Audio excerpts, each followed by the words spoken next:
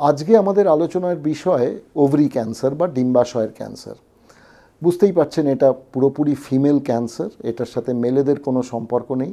তো ovary cancer কাদের হয়? Ovary cancer দেখা গেছে 2-3 রকমের ওভারিয়ান ক্যান্সার হয়, 3 রকম মূলত।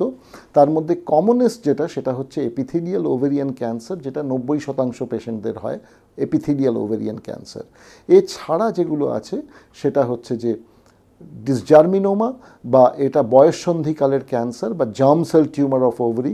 আরেক ধরনের ওভারিয়ান ক্যান্সার হয় যেটাকে বলা হয় সার্টোলি লিডিক সেল টিউমার বা সেক্স কর্ড স্ট্রোমাল টিউমার। এগুলোরও সম্ভাবনা খুব কম, এগুলোর পার্সেন্টেজ খুব তুলনামূলকভাবে কম, কিন্তু এগুলো আলোচনার জন্য বিশেষ জায়গা রাখে কারণ এগুলো একটা বিশেষ বৈশিষ্ট্য আছে। ওভারি ক্যান্সার কাদের হয়? ওই প্রথমেই বললাম, ডিসজার্মিনোমা বা জার্ম সেল টিউমার ইউজুয়ালি হয় বয়ঃসন্ধিকালে, অর্থাৎ সেই এজ গ্রুপ অফ পেশেন্টদের, এবং এটা কিন্তু হাইলি কিউরেবল, অলমোস্ট 100% কিউরেবল ডিসজার্মিনোমা। আর বাকি যে ওভারিয়ান ক্যান্সার যেটা বললাম, সেক্স কর্ড স্ট্রোমাল টিউমার বা এপিথেলিয়াল ওভারিয়ান ক্যান্সার, সেগুলো কিন্তু ইউজুয়ালি হয় মধ্যবয়স্ক, অর্থাৎ 50 ঊর্ধ্ব বয়স থেকে এইগুলো দেখা যায়। ওভারি ক্যান্সার এগেন হচ্ছে একটা সাইলেন্ট ডিজিজ, চট করে ধরা পড়ে না। হঠাৎ দেখলে যে পেটটা ফুলতে শুরু করলো, পেটে জল জমে গেছে, ডাক্তারের কাছে ছুটে গেলে কেউ বলল উদুরি, কেউ বলেছে সিরোসিস, ইত্যাদি ইত্যাদি করতে করতে দেখা গেল ওভেরিয়ান ক্যান্সার, অ্যান্ড ডাক্তার বললো এটা স্টেজ 3-তে বা স্টেজ 4-এ পৌঁছে গেছে। এই হচ্ছে ওভারিয়ান ক্যান্সারের সহজ ডিটেকশনের রাস্তা।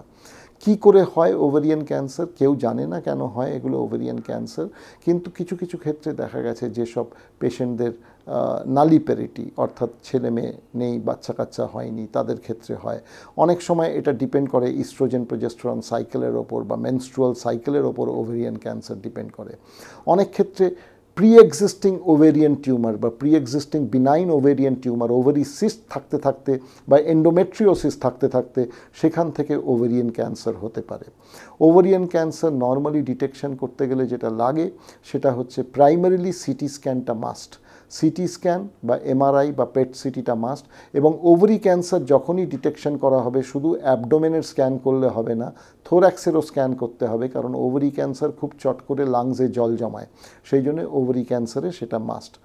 এছাড়া যেটা হয় ওভারি ক্যান্সারের আরেকটা নিয়ম হচ্ছে চেষ্টা করবেন ওভারি থেকে বায়োপসি না করার। অনেক ক্ষেত্রেই দেখা যায় যে ওভারি থেকে বায়োপসি করতে বাধ্য। আর্লি স্টেজে সেটার দরকার নেই, আর্লি স্টেজে আপনি অপারেশন করবেন এবং পুরো স্পেসিমেনটা বায়োপসিতে যাবে, সুতরাং সেখানে তখন বায়োপসি করা যাবে। কিন্তু বাইরে থেকে খুঁচিয়ে বায়োপসি করা ওভারিয়ান ক্যান্সারে বাধ্যতামূলক নয়, তাতে যেটা হয় অসুখ অনেক সময় ছড়িয়ে যায়। সেই জন্য আমরা বলি পেটের জলটা বার করে পরীক্ষা করা বা ওমেন্টাল বায়োপসি করা, ওভারি থেকে ডাইরেক্টলি বায়োপসি না করা।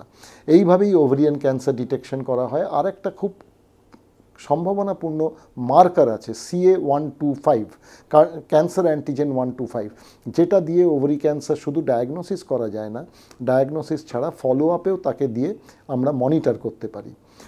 ডিসজার্মিনোমা বা জার্ম সেল টিউমার বা বয়ঃসন্ধিকালের ওভারিয়ান ক্যান্সার যেটা বলেছিলাম, তাতেও কিছু মার্কার আছে, যেমন alpha fetoprotein, beta HCG, LDH, এগুলো দিয়ে তাকে মনিটর করা যায়।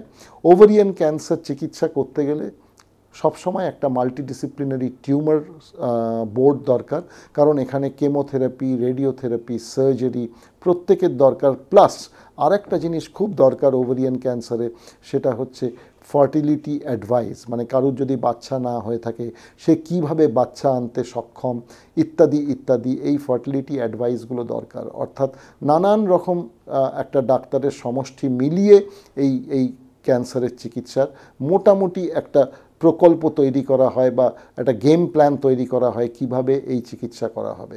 সার্জারি, কেমোথেরাপির কথা আগেই বলেছি। এছাড়া আরেকটা জিনিস ওভারি ক্যান্সারে খুব কমন, এপিথেলিয়াল ওভারিয়ান ক্যান্সারে জেনেটিক প্রিডিসপোজিশন, অর্থাৎ কিছু কিছু ফ্যামিলিতে এই জিনগতভাবে এই ক্যান্সারটা রান করে, যাকে বলা হয় germ line BRCA mutation, BRCA1 and 2, আর একটা হয় HRD মিউটেশন।